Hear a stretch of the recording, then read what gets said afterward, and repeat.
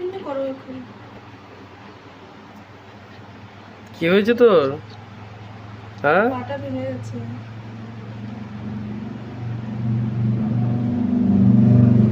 আমার মনে হয় মুখে করে করে এগুলো সরিয়ে দিয়েছে জানো।